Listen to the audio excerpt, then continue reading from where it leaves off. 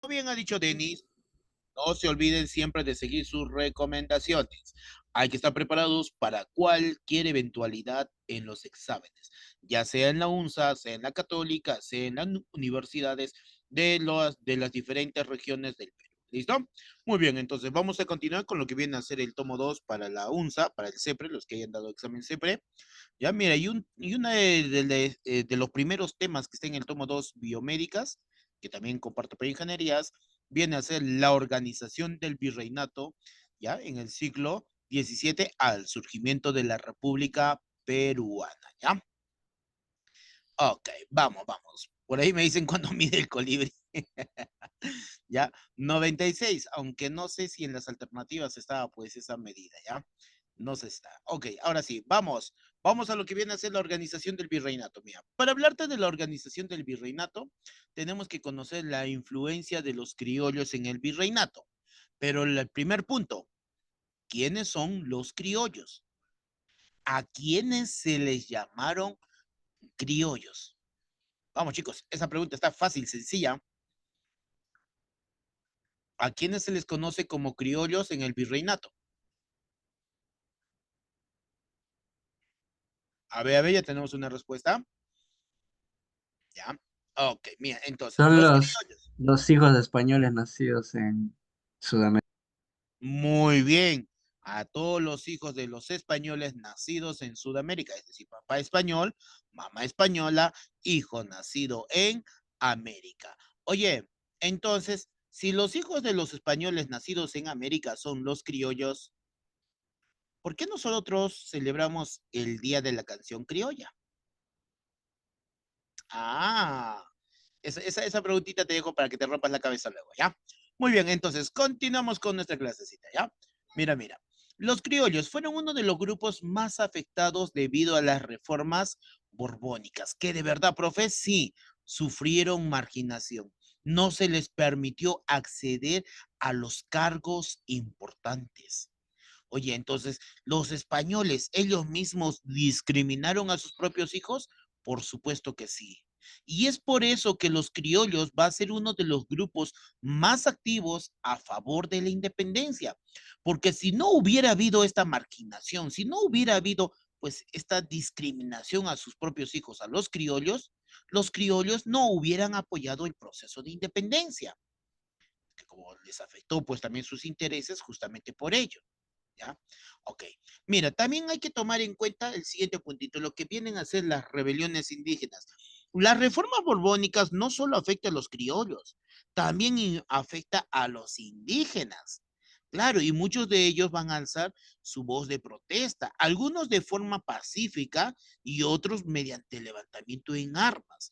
Y una de estas rebeliones conocidas es la rebelión de Juan Santos Atahualpa. Profe, ¿quién fue Juan Santos Atahualpa? Porque el apellido de Atahualpa me suena.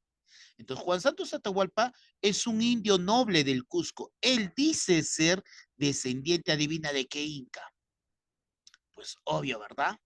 Del inca Atahualpa. Oye, fue educado por la orden religiosa de los jesuitas. ¿Y tú sabes lo que pasó con los jesuitas debido a las reformas borbónicas?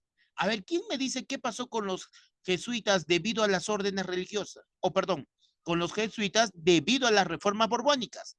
¿Qué pasó? ¿Qué pasaron? ¿Qué les pasó a los jesuitas debido a las reformas borbónicas? ¿Sabes qué? Los expulsaron del Perú, América y España, de todos los territorios de España. Y muchos del Perú también, pues que pertenecían a esta orden de los jesuitas, fueron expulsados. Uno de esos era Juan Pablo Vizcardo Guzmán, ¿te acuerdas, verdad? Ok, entonces Juan Santos Atahualpa también viajó fuera del Perú, sí, viajó. ¿A dónde se fue, profe? Se fue a Europa, se fue al norte de África. Y luego Juan Santos Atahualpa regresó al Perú y organiza una rebelión mesiánica, porque Juan Santos Atahualpa es como el Mesías, es como el Salvador que regresa o que viene a liberarnos. Su rebelión de Juan Santos Atahualpa estalló en el Gran Pajonal. Profe, ¿qué es eso del Gran Pajonal? Es la selva central. Y mira, resulta que la rebelión de Juan Santos Atahualpa nunca va a ser vencida, nunca fue vencida. Incluso logró formar un estado independiente en la selva, es decir, logró liberar a la selva, formar un propio territorio. ¿Con quiénes, profe? Con varios pueblos, por ejemplo, ¿has oído hablar de los Ashaninkas, los Shipibos, los Campas, los Piros, los Imirichis, los Conibos? Con todas estas y muchas otras tribus, formó un estado independiente en las márgenes del río Perené, o sea, en la selva central. Ya, mira. La rebelión de Juan Santos Atahualpa tiene dos fases. En la primera fase, Juan Santos Atahualpa, en la primera fase, se enfrentó a los españoles y se apoderó del fortín de Quimiri, ¿ya? Se apoderó del fortín de Quimiri. En la segunda fase, ¿ya? Que se levanta en el Gran Pajonal, este levantamiento se va a expandir por lo que viene a ser, ¿ya? Por lo que viene a ser, ¿cómo se llama? Tarma, Jauja, Chanchamayo. A ver, antes de continuar, dice, la revolución es reformas, hija, reformas borbónicas. Reformas que son cambios. ¿Por qué borbónicas? Porque estas reformas se están dando con el ascenso de los Borbones a lo que viene a ser la corona, el trono español. Recordar, ¿ya? Mira. Para recordar esto, tienes que recordarte del último rey de la dinastía Habsburgo en España. El último rey se le conoce como Carlos, Carlos II, llamado el hechizado, el embrujado, todo, el que sufría de raquitismo, el que sufría de epilepsias, tenía deformaciones, digamos, en su cuerpo, todo ello. Muchos decían que había sido embrujado, pero en la realidad no es esa, sino producto de la endogamia, producto del incesto, pues así había resultado. Y debido a ello también pues nació estéril, no podía tener hijos. Y como no podía tener hijos, él decidió nombrar como heredero al trono a uno de sus parientes, al príncipe de Francia, Felipe de Anjou. Y Felipe de Anjou, cuando llega a la corona española, y por cierto, tras la muerte de Carlos va a haber toda una guerra de sucesión con otros, con el príncipe de Austria. Al final, el Felipe de Anjou es el que gana y va a ser coronado como Felipe V y se va a convertir pues en el rey de España. Y luego su hijo Carlos, ¿ya? Carlos III es quien dará inicio también a las reformas borbónicas. Entonces, reformas que buscaban modernizar el Estado de España, centralizar más el poder, desarrollar lo que es la educación. Entonces, estas reformas en el campo económico, como por ejemplo el aumento de impuestos, todo ello generó problemas en las colonias. Aparte que quitó poder a la aristocracia, a la nobleza colonial de la colonia y mandaban solamente autoridades españolas. Por lo tanto, los criollos ya no ocupaban los puestos importantes. Van a expulsar a los jesuitas, van a modificar el virreinato. Entonces, todas estas reformas afectaron a los criollos y también a los indígenas. ¿Listo? Ok, espero con eso haber resuelto tu duda, Eric Flores. ¿Ya? Continuamos. Entonces, mira, como te estaba diciendo, en la primera fase, Juan Santos Atahualpa se apodera del fortín de Quimiri. La rebelión de Juan Santos Atahualpa que estalló en el Gran Pajonal se va a extender por Jauja, Chenchamayo, Tarma, por esos territorios. ¿Listo? Segunda fase. En la segunda fase atacó a los españoles. Datito, Juan Santos Atahualpa se apodera de dos poblados, del poblado de Sonomoro y del poblado de Andamarca, de esos territorios. Datito, otro dato. Oye, intentó apoderarse de Jauja. Para él Jauja era muy importante porque quería utilizarlo como cabeza de playa. ¿Para qué? Para atacar Lima. Esa era la intención de Juan Santos Atahualpa, apoderarse de Jauja, de todos esos territorios, ¿ya? Y atacar Lima. Pero Juan Santos Atahualpa se entera pues que los españoles le iban a atacar y entonces antes de que le ataquen, Juan Santos Atahualpa se retira sin haber sido derrotado. Profe, pero ¿por qué motivo Juan Santos Atahualpa se levantó? ¿Solamente porque odia a los españoles? No, sino Juan Santos Atahualpa se levantó debido a la explotación que sufrían los indígenas en la selva. Explotación que sufrían ya sea por parte de los propios españoles, de las órdenes religiosas, donde los indígenas de la selva eran llevados a la mita, a los obrajes, tenían que pagar altos tributos y todo ello. Ya por eso Juan Santos Atahualpa se rebeló en la selva, porque él estuvo en la selva en ese momento, vio esa situación y ahí es donde protagonizó su rebelión. Ahora, consecuencia de la rebelión de Juan Santos Atahualpa es que logró formar pues un estado libre de la dominación española y libre de las evangelizaciones franciscanas, ¿ya? Ese es Juan Santos Atahualpa. Vamos, entonces, otra de las rebeliones importantes.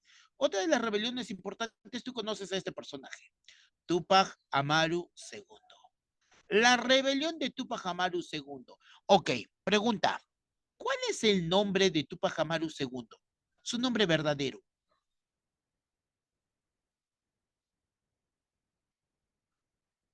Vamos, vamos, está fácil. ¿Cuál es el nombre de Tupac Amaru II? ¿Ya?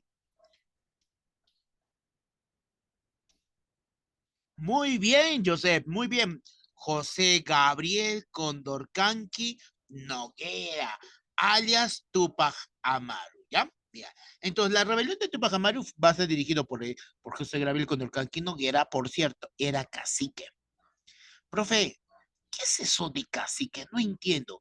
Cacique sería lo que antes era conocido como curaca, solamente que el término cacique fue traído por los españoles, ¿ya? Porque en Centroamérica los líderes de los pueblos se han llamado caciques. En el Perú los líderes de los pueblos eran llamados curacas. Entonces los españoles dijeron cacique igual curaca. Y empezaron a llamarlos pues caciques, ¿ya? Tupac Amaru era cacique, es decir, de Tungazuca, Surimana, Pampamarca. Oye, por cierto, estaba casado con una bella mujer. Hay que aclarar, ya hay que aclarar. Solo espero que Netflix no haga ninguna serie de Tupac Amaru porque luego le van a poner, no sé, a un hombre de esposa, yo qué sé, capaz es Netflix, ¿ya? Pero mira, como te decía, la esposa de Tupac Amaru, una bella mujer. Machaza, Micaela Bastidas.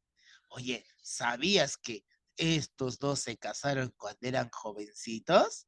Adivina que sí, Tupac Amaru tenía 20 añitos y Micaela 15 añitos. Así eran en esa época, ¿ya ves? Tu edad, Yadira, a tu edad ya tenía esposo Micaela, ¿ves? Ok, y por cierto, van a tener 3 hijos, ¿ya? Sus hijos, llamen a Dios, dice Hipólito, Mariano y Fernando, ¿ya? Ok, vamos, bien, ¿ya? Continuemos. Tupac Amaru era comerciante. Tupac Amaru, aparte de ser, ¿cómo se llama? Cacique, también se dedicaba al comercio, era comerciante arriero, es decir, transportaba mercaderías en lo que viene a ser mulas. ¿A dónde llevaba los productos? Sus productos llevaba al Alto Perú, a Cusco, a Puno. Oye, gatito, ¿por qué crees que Tupac Amaru se rebeló? ¿Por qué se rebeló? ¿Porque veía a los indios sufrir? Bueno, sí, le causaba tal vez molestia. ¿Porque quería un el Perú independiente? Bueno, tal vez. Pero hay una verdadera causa y es justamente que tiene que ver con esto a lo que se dedica, comerciante. Es que las reformas borbónicas le van a afectar a Tupac Amaru como comerciante. ¿Listo? Tómalo en cuenta eso, ¿ya? Ok.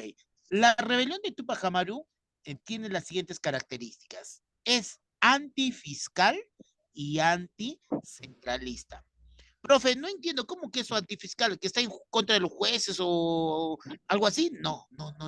Sino en este contexto fiscal, en contexto de historia y en economía, hace referencia a impuestos. Entonces, Tupac Amaru estaba en contra del incremento de impuestos porque le está afectando a él como comerciante. Y también lo que pedía Tupac Amaru, pues era descentralizar el poder de la Real Audiencia que estaba en Lima. Tupac Amaru pedía que se cree una audiencia en el Cusco. Ah, ya, eso viene a ser las características de su rebelión. ¿Listo? Mira. Entonces, continuemos. Causas de la rebelión de Tupac Amaru. Si nosotros hablamos de las causas, pregunta para ustedes. ¿Cuál es la causa más importante para la rebelión de Tupac Amaru segundo? ¿Sabes cuál es?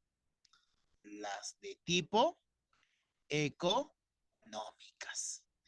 Esas son las causas más importantes para la rebelión de Tupac Amaru. Las reformas borbónicas fueron traídas al Perú por el visitador José Antonio de Arreche.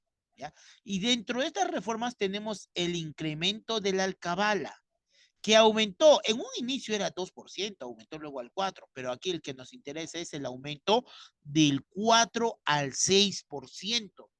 Profe, ¿qué es eso de la alcabala? Es un impuesto que, por cierto, hasta hoy en día se paga por la compra y venta de propiedades, pero en ese tiempo también aplicaba a la compra y venta de mercaderías en grandes cantidades. Entonces, imagínate que tú compras cantidad de mercaderías. Ahora, como impuesto tienes que pagar el 6% del total del precio de tus mercaderías. Entonces, ¿eso como comerciante te afecta? Por supuesto que sí, te afecta. Otro, las aduanas, la creación de las aduanas internas.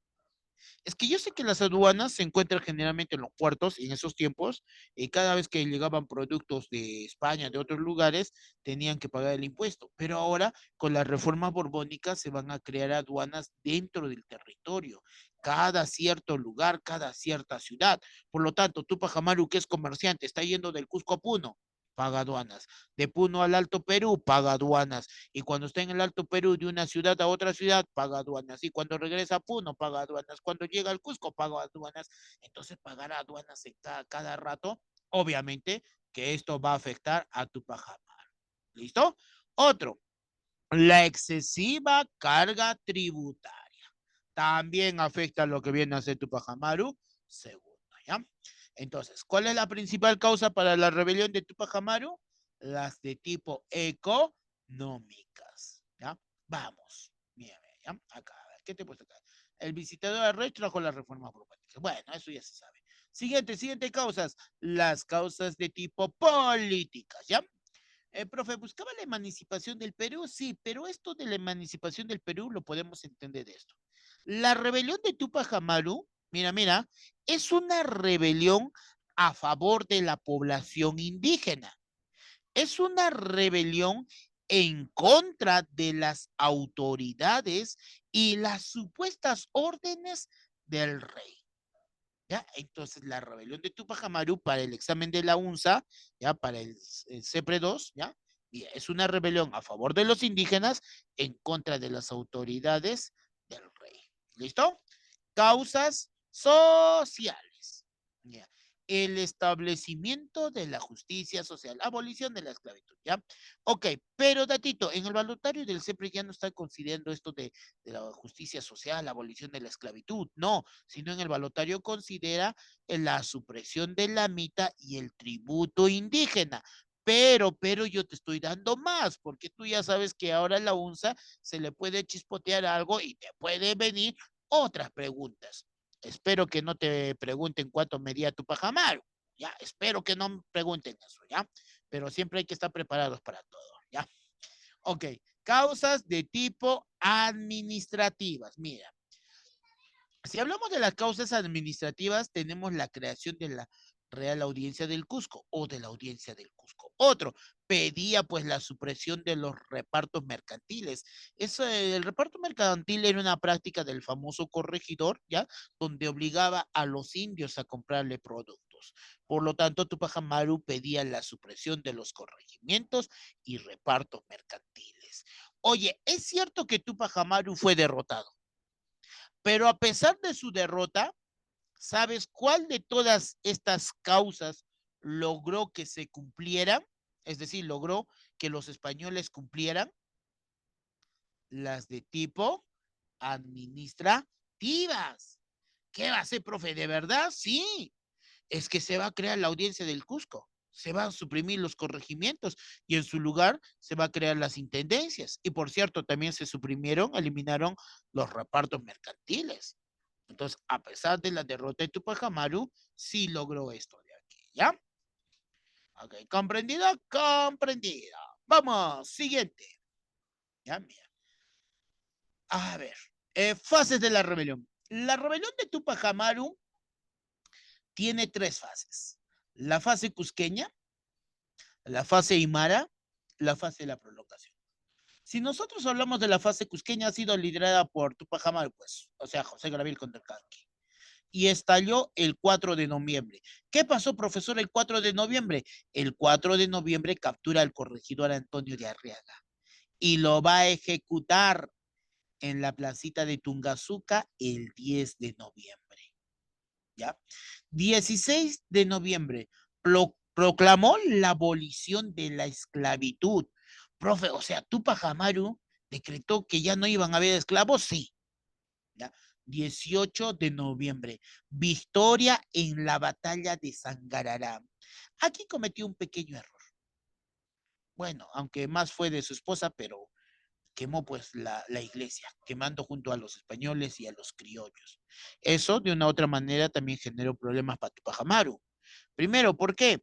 Porque algunos criollos dejan de apoyarle a Tupac Amaru. Otro, que luego al final lo van a excomulgar a Tupac Amaru, ¿ya?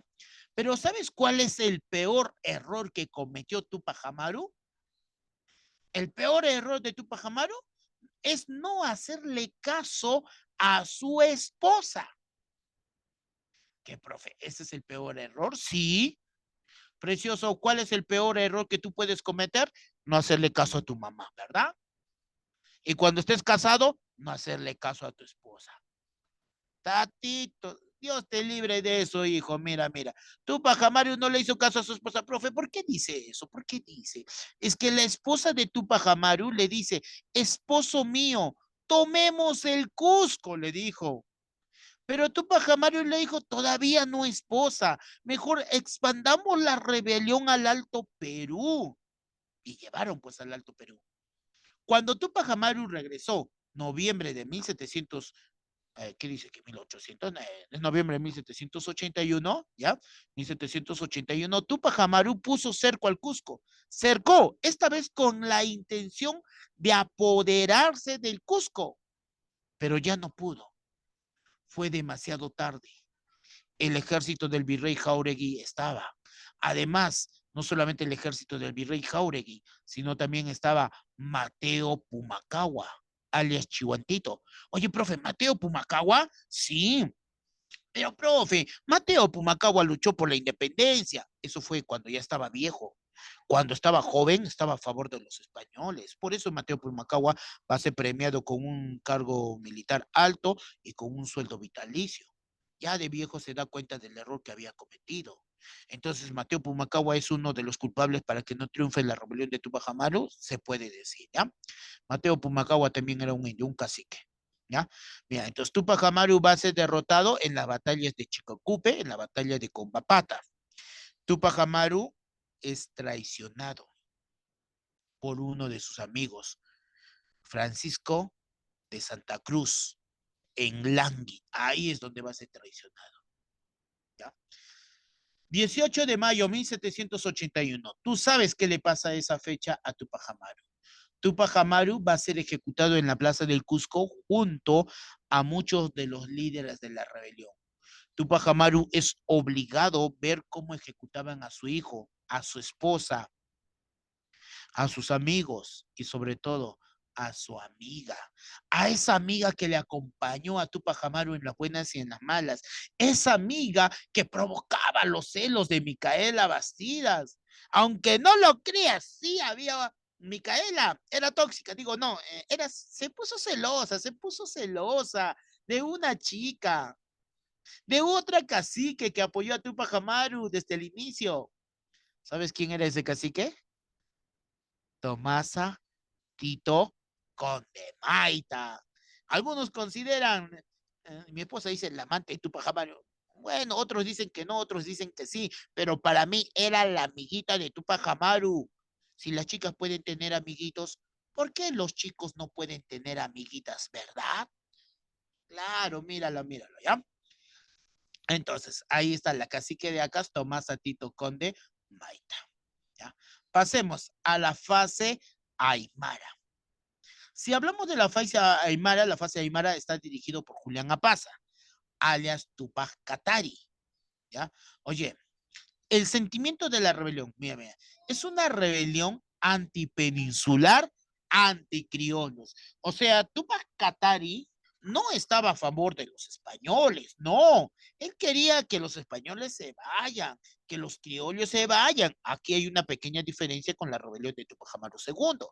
La de Tupac Amaru II sí contó con colaboración, apoyo de criollos, ya, aunque algunos lo traicionaron en el camino.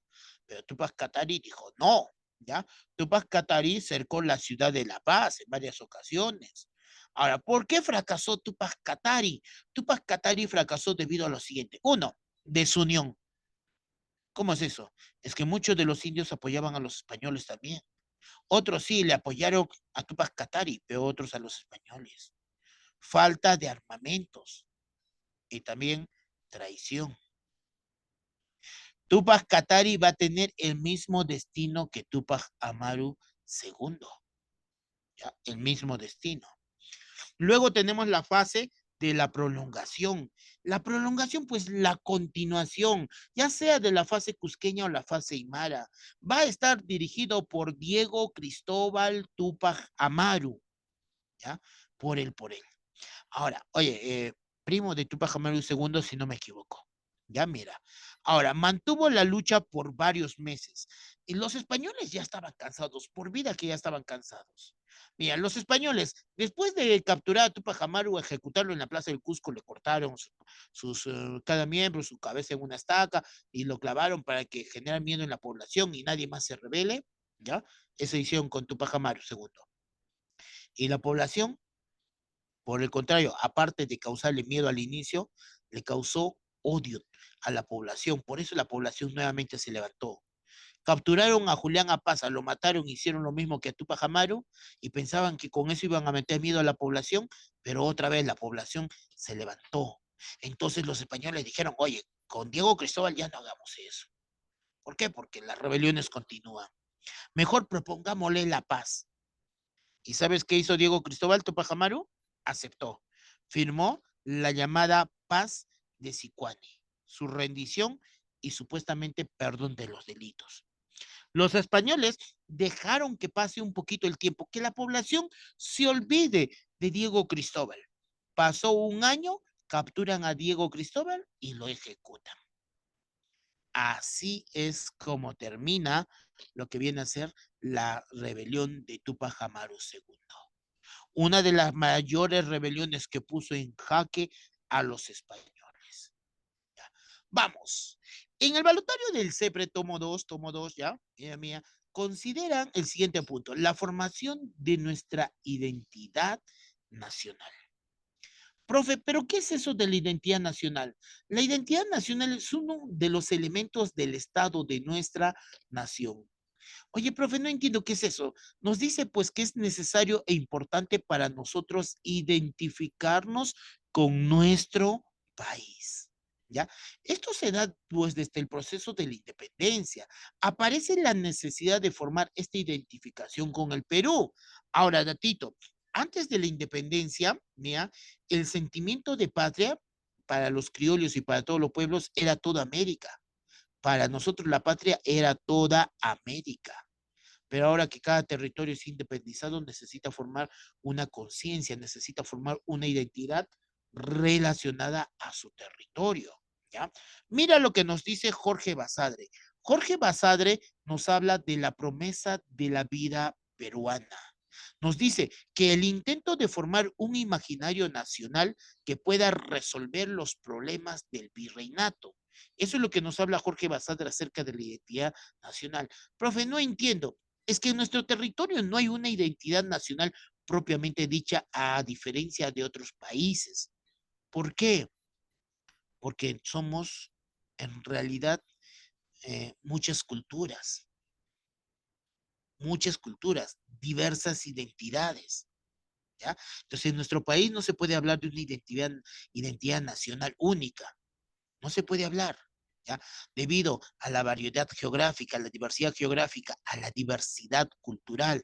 De acuerdo a la geografía, diferentes culturas. Que de verdad, profesor, sí, mira, pues los aymaras, los quechuas, los achanicas, los de la selva, los de la costa, los blanquitos, los negritos, los morenitos, los trigueños, de todo tipo de personas y todo ello, ¿verdad? Entonces, con diferentes patrones culturales, diferentes idiomas. Por lo tanto, nuestra identidad cultural del Perú no es única, sino a todo, debido a los diferentes grupos culturales, nuestra característica es pues multicultural. O sea, profe, ¿el Perú es multicultural? Sí, por eso decimos que el Perú es multicultural. No tenemos una identidad nacional única, sino nuestra identidad es multicultural. ¿Ya? Vamos, siguiente. Hablemos acerca de la invasión de Napoleón Bonaparte a España. ¿Ya? Esto es lo que nosotros conocemos como la crisis de la monarquía española. Antes de ello, ya mira, yo te estoy dando algo más de lo que hay en el tomo. Y te voy a hablar de la obsesión de Napoleón, ¿ya? De la obsesión de Napoleón. A ver, ¿qué dice? Mira, ¿ya? Si nosotros hablamos de la obsesión de Napoleón, Napoleón está obsesionado con Inglaterra. Por vida que sí. Trató de fastidiarlo varias veces. Se dice que tal vez esto tenga sus orígenes, pues, en lo que viene a ser las colonias. Francia tenía territorios en Norteamérica. Obviamente que Francia va a ser expulsado de Norteamérica por los ingleses, ¿ya? Por los ingleses, ¿ya? Entonces Francia, obsesionado con Inglaterra, debido a que Francia tenía territorios en Norteamérica, la zona de Massachusetts, si no me equivoco, fueron expulsados. Ahora, Napoleón, para molestar, para fastidiar a Inglaterra, pues invadió en algún momento Egipto, pero fracasó. Pero otra de las medidas que tomó Napoleón es decretar el bloqueo económico comercial a Inglaterra. Napoleón prohíbe a todos los países de Europa ya comercializar con Inglaterra. Obviamente que muchos países tenían miedo a Napoleón, porque Napoleón, hablando militarmente, pues era uno de los mayores y más grandes genios militares. Oye, Gatito, y además que tiene el ejército terrestre más poderoso. Todos le hacen caso, excepto Portugal. Entonces, Napoleón tiene que castigar a Portugal. Pero, profe, ¿cómo va a castigar a Portugal? Podría ir por mar, pero ahí estaría Inglaterra con su mejor armada naval, lo destrozaría a Napoleón en el mar. Entonces, Napoleón para llegar a Portugal tendría que atravesar el territorio de España, y España es su aliado. Es por eso que Napoleón le pide permiso al rey de España y al ministro. Profe, ¿quién era el rey de España? Carlos IV. ¿Quién era el ministro? El ministro Godoy. Algunos dicen que el ministro Godoy era el amante de la reina, ¿ya? Otros dicen no. El punto es que su socio, su aliado, España, le da permiso a Napoleón para que pueda ingresar con su ejército. Por supuesto que sí. Más de 100,000 soldados al mando del amiguito de Napoleón, Murat, ¿ya? Ocuparon las plazas españolas importantes. Obviamente que esto generó fastidio en la población. Imagínate, pues, soldados en las esquinas de los parques, en las plazas, están ahí, pasan las chicas, y tú ya sabes, pues, ¿verdad? Lo que suele pasar. Entonces, al final hubo también por ahí algunas que otras violaciones y todo ello. Entonces, esto provocó el levantamiento ya de la población, que se le conoce como motín de Aranjuez. Ups, perdón, voy a cerrar esto. ¿Qué va a pasar? No, no, por favor, no te vayas. Ya, aquí, ya. Dios mío. Perdónenme, chicos, ya ese anuncio es que, ¿cómo se llama? Mi archivo de PDF no abre, a los 5 minutos se cierra. Creo que tengo que actualizar o algo así, ya. Pero volviendo al caso, ya mía. Entonces, te estaba hablando acerca del motín de Aranjuez y obviamente la Junta de Aranjuez. Debido a todos estos sucesos, ya pues el rey quien era Carlos IV, tuvo que renunciar a su cargo de rey, tuvo que abdicar en favor de su hijo, ¿ya? ¿Cómo se llamaba su hijo? Fernando VII, ¿ya? Pero al poco tiempo hay un problema que Carlos IV le dice, hijo, todavía no es el momento de querer, devuélveme la corona. Fernando pues no quería devolver. Entonces, para que no escale a más este problema, buscan al amigo Napoleón, como es su amigo, su aliado, y le dicen, Napoleón, ayúdanos a resolver este problema. Y Napoleón les dijo, ok, yo les ayudo, pero vamos a este pueblito llamado Bayona, que estaba en territorio de Francia, en la frontera entre España y Francia. Ahí resolveré, yo seré el juez, ahí les voy a dar las garantías para una solución pacífica, le dijo. Y les llevó. Imagínate cuando estaba en Bayona, Napoleón le dice al rey Carlos IV, Su Majestad, usted ya no es el rey actual, pero usted abdique en mi favor, es decir, renuncia a mi favor, ¿ya? Yo sé que no es usted ya el rey, pero solo es mera formalidad para que yo tenga la misma posición que ustedes. Y el rey Carlos IV abdica en favor de Napoleón. Y luego le dice a Fernando, para que tú también estés en la misma posición que nosotros, tú abdica en favor de tu papá. Y Fernando abdica en favor de Carlos. Y como Carlos ha abdicado en favor de Napoleón, obviamente que la corona, es decir, los derechos sobre la corona pasa a Napoleón. Y luego Napoleón les dice, Martín, ustedes no se merecen la corona y todo ello, ¿ya? Es decir, profe, a través de esa jugada magnífica, Napoleón se apodera de la corona, sí. Y esta corona, en vez de Napoleón quedárselo él como rey, decide nombrar a su hermano rey. Lo cede a su hermano llamado José Bonaparte, alias Pepe Botella. Así le llamaban a José Bonaparte. Obviamente que esto provocó la usurpación de la población española. ¿Ya? ¿Ok? ¿Ok? Deme un segundito, por favor, chicos. ¿Ya? Entonces, mira, ¿qué provocó? Provocó la usurpación, ¿ya? De la población. Ok, profe, entonces, ¿eso significa que la población no va a reconocer a José Bonaparte como rey? No, la población no va a reconocer a José Bonaparte. Si no, ¿ya? Si no, la población, ya como no reconoce a José Bonaparte, van a formar juntas de gobierno. Por ejemplo, tenemos la Junta de Sevilla, la Junta de Cádiz, que van a ser autogobiernos, van a ser prácticamente como autogobiernos donde los españoles se van a gobernar a sí mismos, mientras que el rey, que el verdadero rey para ellos, que es Fernando VII, no está en la corona. Pero el problema sigue, el problema está en América. ¿Cuál es la disyuntiva de América? América tiene que tomar la decisión. Uno, hacer caso al usurpador Pepe Botella o seguir el ejemplo de los españoles y formar juntas de gobierno. ¿Y sabes qué decidimos en América? En América decidimos formar juntas de gobierno. Juntas de gobierno de América. ¿Listo? Mira. Entonces, se formaron las juntas de gobierno en América debido a los problemas que enfrenta España por la invasión. Los criollos mantuvieron la lucha, ¿ya? Dice, para consolidar, datito, ¿ya? Mira, entonces, antes de este punto, déjame decirte esto. Cuando se formaron estas juntas de gobierno en América, reconocieron al rey de España, Fernando VII, como el verdadero rey. Pero estos criollos probaron el poder, el autogobierno. ¿Te acuerdas que te decía que producto de las reformas borbónicas, los criollos van a ser discriminados, no van a ocupar cargos importantes ni nada por el estilo? Pues ahora tienen ese poder para ocupar cargos importantes porque han formado juntas de gobierno. ¿Qué pasa con ese vínculo que tenían los españoles con la madre patria, con España? Empieza a romperse, a debilitarse. Ahora los criollos van a buscar la separación de España, ¿ya? Pero antes de ello, dicen, los criollos mantuvieron la lucha para consolidar la promulgación de la Constitución de Cádiz, ¿ya? Mira, entonces, cuando los españoles juraron lealtad al verdadero rey, ellos formaron sus juntas de gobierno para gobernarse a sí mismos, ya, mira, se va a formar digamos, una corte, como decía, con la corte de Cádiz, que es una especie de congreso entre los representantes de España y América. Y en ese congreso, ¿ya? Lo que buscan, en la Corte de Cádiz, lo que buscan es la creación, la promulgación de una constitución que se va a dar y se le va a conocer como la Constitución de Cádiz, ¿ya? Ahora, debido a que han probado el poder, ¿ya? El autogobierno, los criollos van a buscar la separación de España, que eso se va a convertir en su objetivo real de estos criollos. ¿Ya cuáles son estas juntas de gobierno, mía?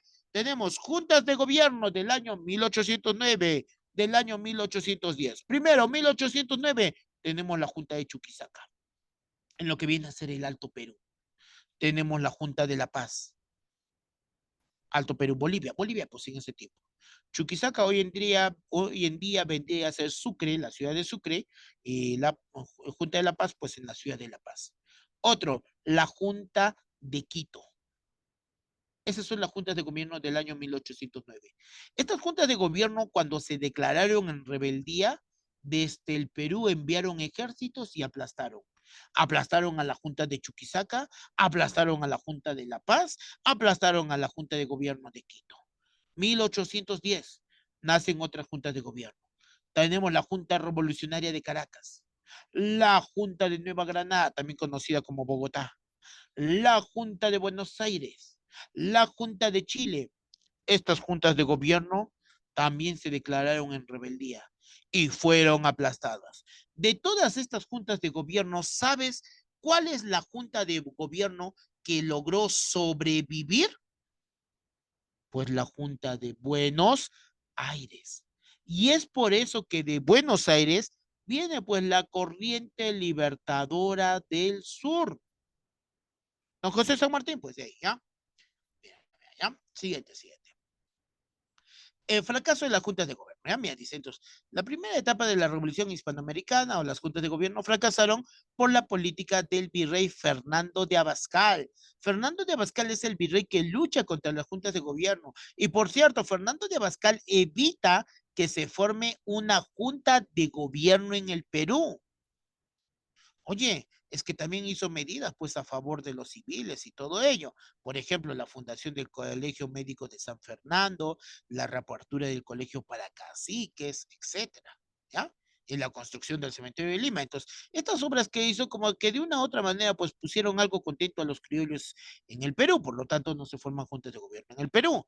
Y además que es mano dura con todos los rebeldes, con todos aquellos que se han revelado que buscan la separación de España, por eso aplastó a todas las juntas de gobierno. El único que le faltó era el de Buenos Aires, ¿ya? Y aquí está la Corte de Cádiz, mira lo que te decía, ¿ya? La Corte de Cádiz, esta especie de congreso entre representantes americanos y españoles, va a declarar la igualdad política. Van a decir, España y América son iguales. Por cierto, ya por cierto, mira, mira, ¿cuántos representantes va a tener la Corte de Cádiz?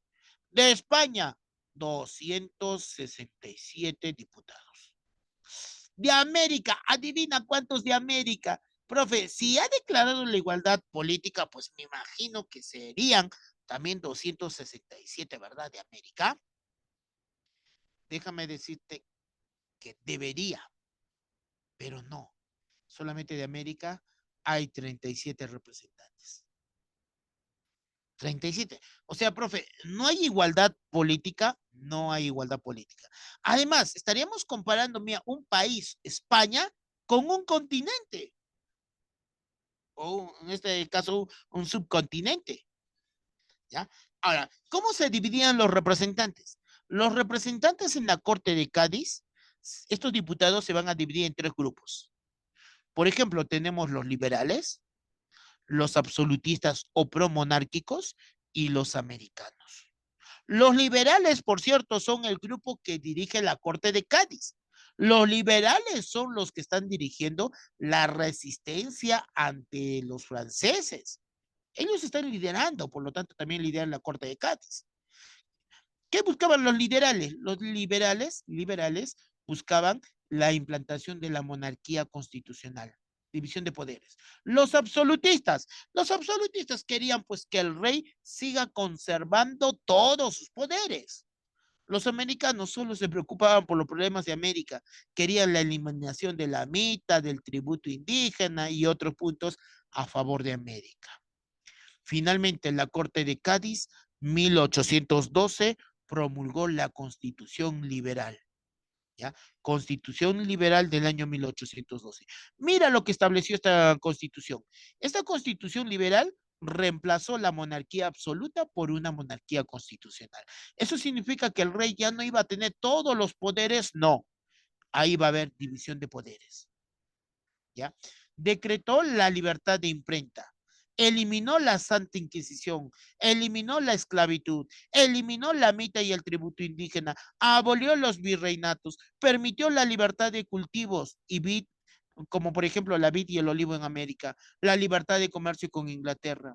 Oye, profesor, me está diciendo que no todos los españoles de la época del virreinato estaban a favor del sistema de la esclavitud, de maltratar a los indígenas y todo ello. Obviamente no todos, no todos. Por eso, pues mira, por eso se está viendo ya esta característica en esta constitución liberal. Mientras tanto, ellos han jurado lealtad al rey. Oye, y adivina qué pasó cuando el rey Fernando VII regresó al poder después de las derrotas de Napoleón. ¿Sabes qué hizo el rey? Eliminó toda la constitución. El rey Fernando VII les dice muchas gracias por guardar mi gobierno, ahora yo volveré a tener todo el poder y eliminó todo cambio que hicieron. Solo tal vez, si Fernando VII no hubiera hecho eso, tal vez España seguiría controlando América. Bueno, tal vez la historia hubiera sido diferente, ¿verdad? Ok, continuemos. Rebeliones en el Perú, ¿ya? Por ejemplo, tenemos las rebeliones criollas. Si nosotros hablamos de las rebeliones criollas, mira, tenemos, por ejemplo, la de Tacna, Francisco de Sela, 1811. Oye, datito, ¿sabías que la rebelión de Sela estaba coordinado con una expedición militar enviado por los argentinos por el Alto Perú? ¿Sabes? Estas dos rebeliones tenían como objetivo juntarse y a partir de Tacna expandir la rebelión hacia el norte. Pero esta expedición militar fue derrotado el mismo día del levantamiento de Sela. Por cierto, ¿ya?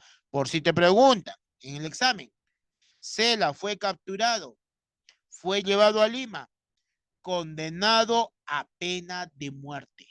Su familia de Sela era rica, era poderosa, tenía influencias, amistades. Utilizando su dinero, utilizando los favorcitos que le debían, hicieron que le cambien la pena de Sela, de cadena, o perdón, de pena de muerte a cadena perpetua, que tenía que pasarlo en La Habana, Cuba. Pero otra vez su familia, con el poder económico y todo ello, hicieron cambiar la pena de Sela de cadena perpetua a 10 años de prisión y tenía que pasarlo en las cárceles del castillo de San Lorenzo de Chagres en Panamá. Lamentablemente es ahí cuando Francisco de Sela muere. ¿Qué dice la versión más difundida, la más conocida? Dice que Sela murió el 28 de julio de 1821. Profe, o sea, el mismo día de la proclamación de la independencia, eso dice la versión más difundida. Pero es falso. ¿Que profe no murió en 1821? No, murió incluso en 1819. Pero, profe, entonces, ¿por qué? Es para decir, pues, que el primer hombre, este hombre que gritó ¡Libertad! En Tacna, el primero, murió el día de la libertad o el día de la independencia. ¿Ya? Es para generar, pues, esa especie de misticismo y todo ello. Otro, Juan José Crespo y Castillo, 1812, Huánuco. Los indios aquí mandados por sus alcaldes se levantaron a piedras y palos y lograron derrotar a una unidad española. Obviamente que el virrey no le gustó eso, dio la orden al intendente de Tarma, José González Prada, a que aplaste esta rebelión. Los líderes de esta rebelión de Juan José Crespo y Castillo fueron capturados y colgados en la placita. Enrique Pallardelli. Enrique Pallardelli no es peruano, no es argentino, pero fue enviado por los argentinos. Oye, profe, ¿a qué fue enviado Enrique Pallardelli? Fue enviado justamente, ¿ya? Justamente para otra vez organizar el levantamiento en Tacna en el año 1813. ¿Qué profesor? También en Tacna, sí. Y los argentinos enviaban nuevamente una expedición militar por el Alto Perú. Tenían que juntarse y expandir la rebelión hacia el norte. Pero ¿qué pasó con esa expedición militar enviada por los argentinos? Pues fue derrotada. ¿Qué pasó con Enrique Pallardelli? Fue derrotado. Oye, profe, ¿es la única? No, tenemos otras, ¿ya? A ver, por ejemplo, tenemos la rebelión de Mateo Pumacahua y los hermanos Yaipen. Digo, los hermanos Angulo. ¿Ya? Mira, mira. Profe, ok. Me suena eso de los hermanos Angulo. ¿Te recuerdas de Mateo Pumacahua, ese cacique, el que apoyó pues a los españoles? Ah, ahí está, mira. Mateo Pumacahua se dio cuenta del grave error que había cometido. Mateo Pumacahua junto a los hermanos Angulo, el cura Gabriel Béjar, Edilfonso Muñecas, José Pinedo y muchos otros personajes van a protagonizar una de las rebeliones más importantes en el año de 1814 al año de 1815. Aquí, ¿quiénes eran los hermanos Angulo? Por ejemplo, José, Mariano, Vicente, Juan. Juan era más dedicado religioso. Juan no tiene una participación activa en la rebelión. Juan es más que todo, ¿qué te digo? Más que todo era como una especie de asesor. ¿Listo?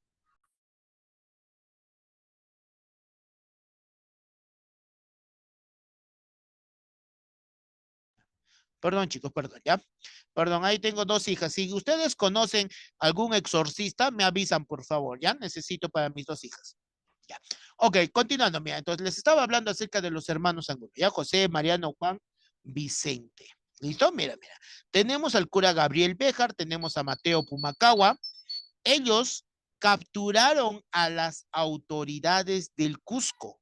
Organizaron esta audiencia porque crearon una audiencia, perdón, una junta de gobierno. Ya crearon una junta de gobierno en el año de 1814 a 1815, que por cierto, esta junta de gobierno del Cusco, que es la única que se va a crear, ya va a estar dirigido por Mateo Pumacahua.